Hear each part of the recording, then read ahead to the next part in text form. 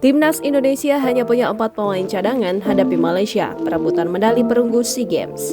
Timnas U23 Indonesia tidak dalam kekuatan maksimal saat menghadapi Malaysia dalam perebutan medali perunggu SEA Games 2021 pada Minggu 22 Mei 2022. Timnas U23 Indonesia dipastikan tak diperkuat beberapa pemain saat menghadapi Malaysia minggu mendatang. 3 pemain sudah pasti absen, yakni Firza Andika, Rahmat Irianto, dan Ricky Kambuaya karena menerima kartu merah saat partai semifinal melawan Thailand Kamis 19 Mei 2022. Pelatih Timnas U23 Indonesia, Shin Tae-yong, sebelumnya merasa sangat kecewa dengan 3 kartu merah yang diterima pemainnya.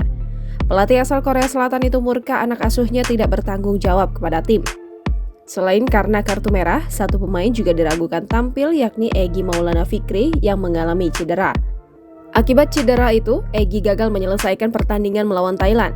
Shin Tae-yong pun ragu-ragu dengan persiapan timnya untuk melawan Malaysia nanti.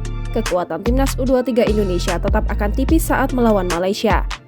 Kehilangan setidaknya 4 orang akan membuat skuad Garuda Muda hanya berkekuatan 15 pemain.